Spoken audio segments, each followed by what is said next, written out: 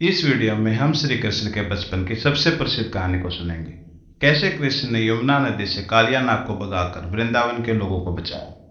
गर्मी का मौसम आ गया और कृष्ण अपने दोस्तों के साथ हर रोज गायों और बछड़ों को यमुना नदी में पानी पिलाने लेके जाते थे। और एक दिन जब गायों और कृष्ण के दोस्तों ने यमुना नदी से पानी पिया, पानी पीते ही सभी के सभी बेहोश होकर गिरने लगे और कुछ ही देर में सभी की मौत हो गई। जब कृष्ण ने यह देखा तो उनको समझने में देर नहीं लगी कि यमुना नदी के पानी में जहर है और उनके सभी दोस्त और गायें उस पानी को पीने की वजह से मर गए हैं।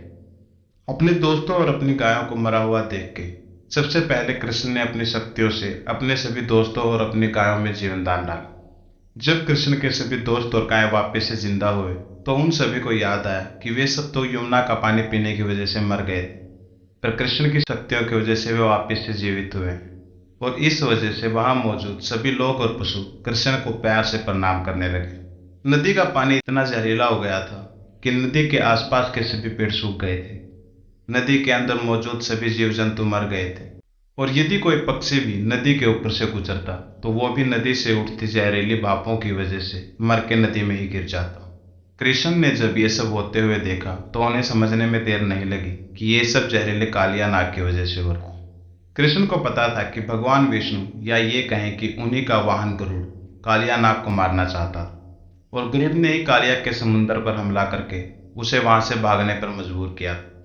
ये कहानी हम आने वाले वीडियो में सुनेंगे।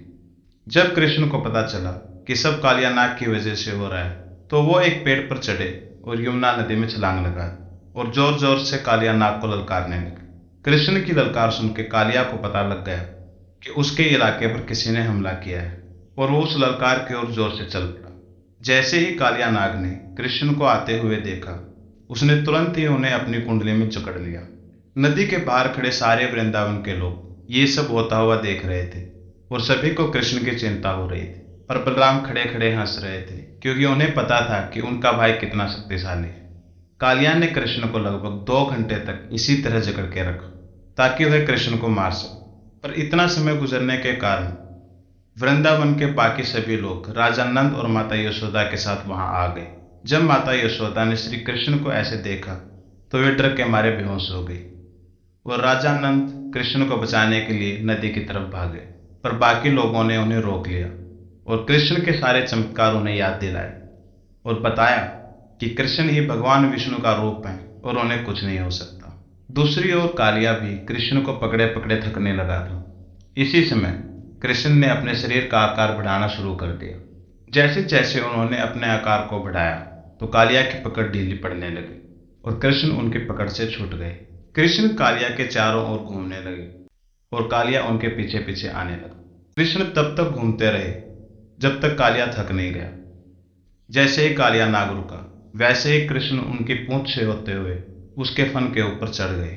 कालिया नाग के 100 फन थे तो वो कृष्ण को अपने अलग अलग फन से गिराने की कोशिश करने लगा, पर कृष्ण एक से दूसरे फन पर कूदते रहे और अपने पैरों से उसके फनों और उसके सिर के ऊपर चोट मारते रहे। इस तरह उन्होंने कालिया नाग को इतना मारा कि उसके मुंह से जहर की जगह अब खून निकलने लगा।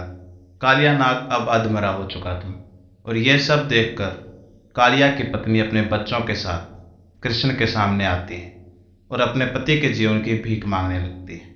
वो कृष्ण से कहती है कि अब हमारे पति को दंड मिल चुका है और भगवान आपके द्वारा दिया गया दंड भी हमारे पति के लिए वरदान जैसा है। हम आपसे प्रार्थना करते हैं कि हमें और हमारे बच्चों के लिए इन्हें जिंदा छोड़ दें।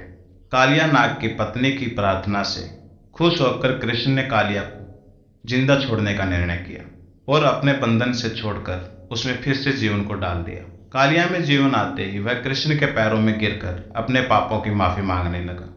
इसके बाद कृष्ण ने सभी वृंदावन वासियों के सामने कालिया को वापस समुद्र में जाने का आदेश दिया ताकि सभी लोग बिना किसी डर से यमुना का मीठा पानी पी सकें।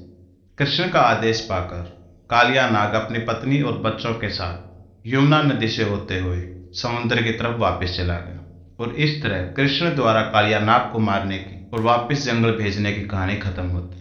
दोस्तों, आपको यदि हमारी इस तरह की कहानियां पसंद आती हैं तो हमारे चैनल को लाइक करें, सब्सक्राइब करें और अपने अपने दोस्तों के साथ शेयर करें।